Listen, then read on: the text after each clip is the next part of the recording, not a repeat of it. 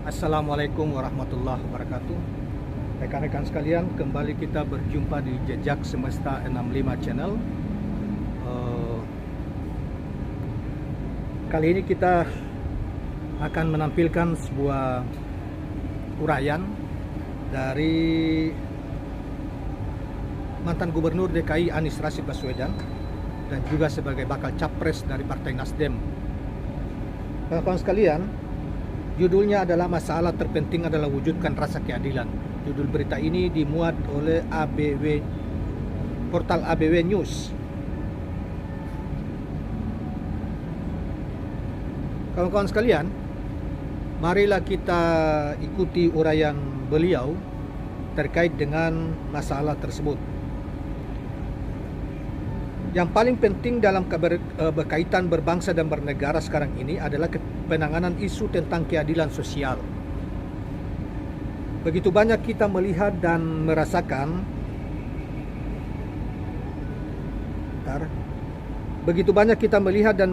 bahwa telah terjadi ketimpangan dalam pendistribusian sumber-sumber ekonomi, politik, dan kesempatan bagi rakyat dirasakan tak adil. Calon Presiden Partai Nasdem Anies Rashid Baswedan PhD menyatakan hal itu di dalam refleksi akhir tahun 2022 dan harapan untuk tahun 2023 disiarkan oleh ANTV pada Sabtu 31 Desember 2022 dan disiarkan ulang oleh akun Facebook Langkah Anies Minggu 1 Januari 2023. Video berdurasi sekitar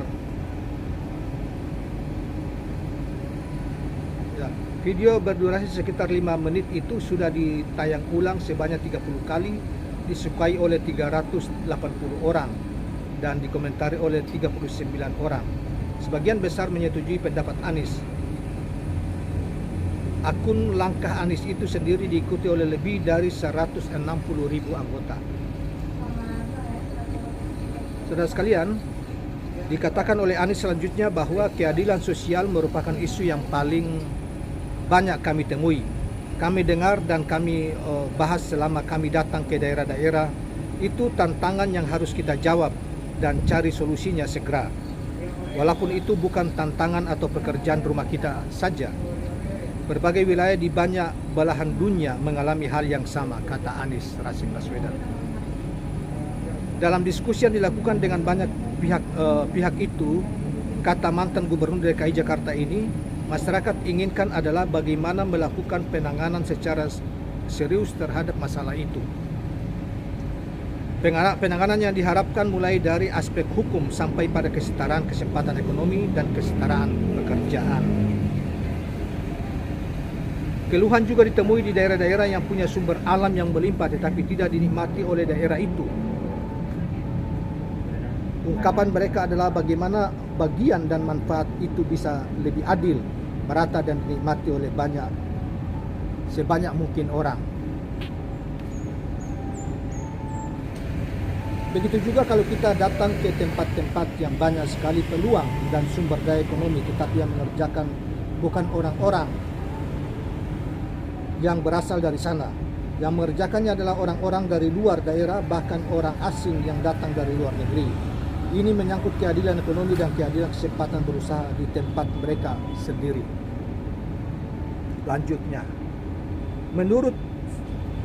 Selanjutnya dikatakan bahwa kata kuncinya adalah keseriusan untuk menangani masalah itu. Kalau boleh saya sampaikan bahwa Republik ini didirikan memang untuk menghadirkan kesejahteraan dan keadilan. Kesejahteraan dan keadilan sosial bagi seluruh rakyat Indonesia. Itulah kuncinya. Itulah yang paling banyak diungkapkan masyarakat dan itu pula yang kami bahas dan diskusikan ketika berkeliling ke daerah-daerah, kata Anies Baswedan selanjutnya. Ditambahkan bahwa ketika berkeliling mungkin yang terlihat adalah foto-fotonya bersama orang-orang banyak. Tetapi sesungguhnya saya mengetahui lebih jauh detail tantangan yang ada dan apa yang mestinya kita lakukan untuk menyelesaikan semua itu. Demikian Anies Rashid Baswedan menutup uraiannya. Kawan-kawan sekalian, memang soal keadilan sosial ini merupakan suatu konsep filsafat, konsep yang ada di dalam dasar negara kita, yang kita sudah merdeka kurang sebentar lagi 77 tahun ya lamanya. Tetapi rasanya di satu sisi memang Indonesia mengalami banyak kemajuan dalam hal pembangunan di sektor ekonomi maupun sektor-sektor lain. Tetapi rasanya masih banyak terjadi ketimpangan sosial, gap sosial ekonomi yang besar sekali dirasakan dan senyatanya terjadi antara yang kaya dengan yang miskin.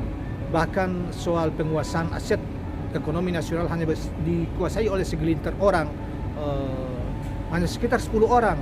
Aset nasional ekonomi kita dikuasai oleh sekitar 10 orang, dan sebagian besar rakyat, mungkin sekitar lebih dari 50 juta orang berada di bawah garis kemiskinan sesuai data terakhir yang dikemukakan di berbagai media. Nah, saudara sekalian, oleh karena itu isu utama dari setiap rejim mestinya, setiap putaran regenerasi kepemimpinan nasional itu mestinya keadilan sosial, yang sekaligus juga kita menempatkan Pancasila bukan hanya sebagai simbol sehari-hari, tetapi sebagai dilaksanakan secara substantif oleh setiap pemimpin yang memimpin negara ini. Karena itu adalah dasar negara kita yang paling hakiki di dalam konteks bernegara. Tetapi saudara-saudara kalian, orang yang selalu mengalu-alukan tentang Indonesia harga mati NKRI, harga mati Pancasila, adalah itu hanya slogan dan omong kosong. Mereka justru mengabaikan ini semua ketika mereka memerintah. Itulah yang setidaknya terjadi pada hari-hari ini, sehingga tenaga kerja yang dijanjikan 10 juta orang pun itu hanya omong kosong saja, dan justru secara terang-terangan mereka mengimpor tenaga kerja berbondong-bondong dari China terutama ke dalam negeri, dan mereka bekerja menyiapkan karpet merah pekerjaan bagi mereka di tempat-tempat tambang dan sebagainya. Walaupun untuk itu mereka beralasan bahwa itu adalah investasi mereka. Tetapi kan investasi itu kan justru bekerja sama dengan kita. Tanpa lahan kita, tanpa kita memberi izin, kan investasi tidak terjadi. Mengapa di tenaga kerja kita, rakyat kita sangat membutuhkan tenaga kerja, tetapi justru yang berbondong-bondong masuk bekerja di sektor-sektor itu, terutama sektor pertambangan, konstruksi dan lain sebagainya, ada sektor dan di mana investasi mereka, dengan alasan mereka berinvestasi ke sini, mereka membawa rakyat mereka untuk bekerja juga, sehingga rakyat kita sebagai sasaran investasi seakan-akan hanya jadi penonton. Dan itu juga salah satu problem hari-hari ini yang tadi diungkapkan oleh Anies Rashid Baswedan, juga semakin jauhnya gap antara si kaya dan si miskin semakin luas, kesempatan kerja sulit didapat. Orang hanya mencari sesuatu nasib pun susah di negara yang sudah hampir 77% merdeka, dan di banyak sektor sudah mengalami kemajuan, tetapi yang dinikmati adalah dua kematian hanya segelintir orang saja yang memiliki kesempatan dan nasib yang memadai, sehingga hanya mereka itulah yang membuat mereka semakin kaya dan si miskin semakin miskin, rakyat kita semakin miskin. Inilah sehingga isu keadilan sosial tetap relevan di setiap saat, dan apalagi itu menjadi salah satu dasar negara kita, yaitu Pancasila, yaitu sila kelima, keadilan sosial bagi seluruh rakyat Indonesia, yang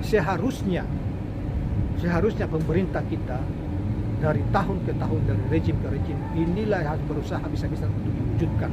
Dan kita mau coba kalau ke depan Anies Rashid Baswedan bisa terpilih sebagai Presiden Republik Indonesia oleh rakyat, kita mau ingin apakah dia bisa wujudkan atau tidak.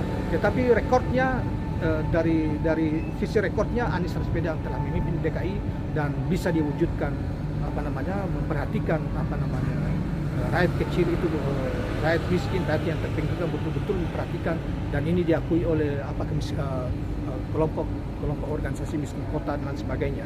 Dan relatif selama 5 tahun memimpin DKI Jakarta relatif stabil, keamanan stabil, mereka merasa puas, dan banyak rakyat yang sebelumnya sudah digusur ternyata dia bangun kembali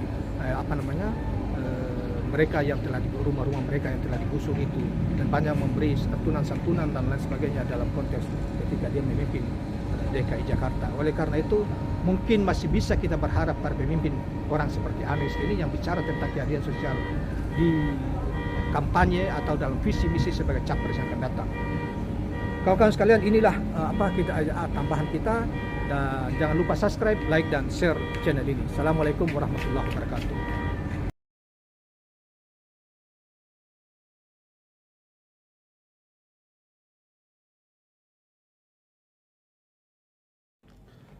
Assalamualaikum warahmatullahi wabarakatuh.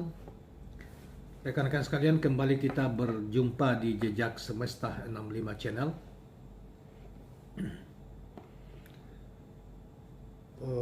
Semoga kita semua dalam keadaan sehat walafiat, selalu dalam lindungan dan bimbingan Tuhan Yang Maha Kuasa.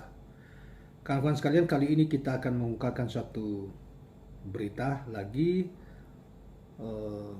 yang dimuat di ABW News, ya, portal ABW News, yang diberi judul Kejutan Malam Tahun Baru 2023. Anies Baswedan, kandidat capres paling populer di ruang cyber.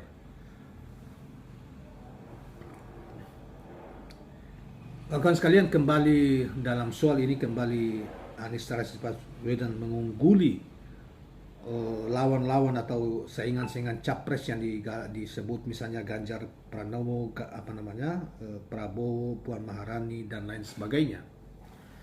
Baiklah kawan-kawan sekalian, kita bacakan berita terkait dengan hal ini.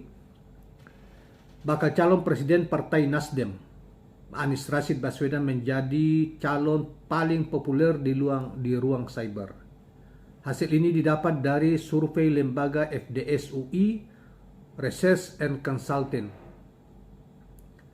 Hasil pemetaan percakapan publik di media sosial dan pemberitaan di media online selama bulan September 2022, Anies berhasil meraih 478.942 mention.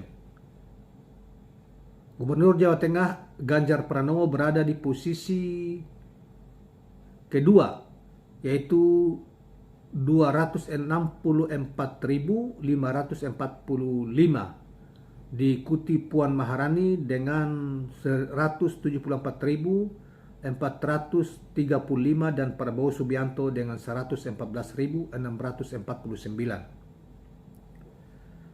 Pemetaan percakapan publik di media sosial dan pemberitaan di media online yang dilakukan oleh FDS UI Research and Consulting sejak Juli 2022 dibagi dalam dua periode. Periode pertama, pra-deklarasi Anies Baswedan sebagai kandidat capres oleh Partai Nasional Demokrat atau Nasdem, bulan Juli sampai September 2022. Kata CEO FDS UI, Ruli Nasrullah, dalam rilis didapat KBA News Sabtu 30 Desember 2022.